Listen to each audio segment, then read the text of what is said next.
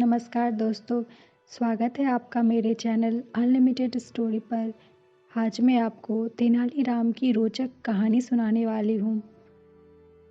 अगर आपको कहानी अच्छी लगे तो वीडियो को लाइक, शेयर और मेरे चैनल को सब्सक्राइब जरूर कीजिएगा।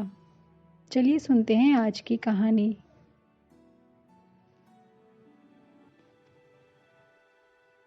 एक बार महाराज कृष्णदेव राय के मन में एक विशाल शिवालय बनाने की इच्छा उपजी। उन्होंने मंत्री को बुलाकर आदेश दिया कि शिवालय के लिए कोई उपयुक्त स्थान खोजा जाए। इसके लिए मंत्री ने नगर के समीपवर्ती जंगल के एक भूखंड को चुना। तुरंत ही उस स्थान की सफाई का कार्य प्रारंभ हो गया। जब उस स्थान की सफाई की जाने लगी तो वहां किसी पुराने शिवालय के खंडर मिले, जिनकी खुदाई करने पर वहां से भगवान शंकर की सोने की एक आदमकद प्रतिमा मिली। सोने की उस ठोस मूर्ति को देखकर मंत्री के मन में लालच आ गया और उसने उसे उठवाकर चुपचाप अपने घर पहुंचवा दिया। वहां खुदाई करने वाले मजदूरों में तेनालीराम के आदमी भी थे। उन्होंने इस बात की इत्तला तुरंत ही तेनालीराम को दे दी। सुनकर तेनालीराम चुप रहा और मौके का इंतजार करने लगा। उधर भूमि पूजन के बाद शिवालय का निर्माण कार्य शुरू हो गया। एक दिन दरबार लगा हुआ था। तभी महाराज ने एकाएक दरबारियों से पूछा कि भगवान की कैसी मूर्ति बनवाई जाए। दरबारी अपनी अपनी राय देने लगे। महाराज कुछ तय नहीं कर पाए और बात दूसरे दिन के लिए टल गई। दूसरे दिन जब दरबार लगा तो दरबार में एक जटाजूटधारी सन्यासी ने प्रवेश किया। महाराज ने सिंहासन से उठकर उनका स्वागत कर सम्मान सहित आसन दिया।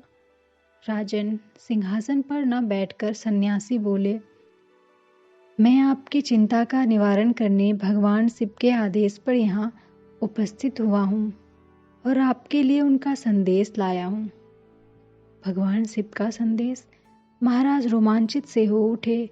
यथाशीघ्र बताइए ऋषिवर, कैसा संदेश भेजा है भगवान शिव ने? राजन, मंदिर के लिए भगवान शंकर ने स्वयं अपनी स्वर्ण निर्मित आदमकद प्रतिमा भेज दी है और इस समय वह मंत्री जी के घर पर रखी है। उसे वहां से उठवाकर मंदिर में प्रतिष्ठित कर दो। बम बम भोले कहकर साधु चला गया।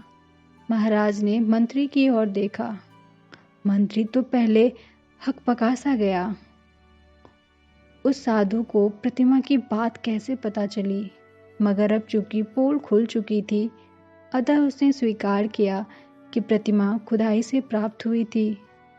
तभी महाराज को कुछ ध्यान आया और उन्होंने दरबार में चारों तरफ नजर दौड़ाई। तेनालीराम वहां कहीं नहीं था। थोड़ी देर ही गुजरी थी कि तेनालीराम वहां आ गया। उसे देखकर सभी हंस पड़े। एक सभासद ने कहा, महाराज, शायद यही थे वे साधु बाबा। कपड़े और जटा तो उतार कर आए, मगर कंठी माला उतारना भूल गए। एक बार फिर हंसी का ठहाका गूंजा। अब मंदिर निर्माण का कार्य तेनालीराम की देखरेख में होगा, महाराज ने ऐसी घोषणा की।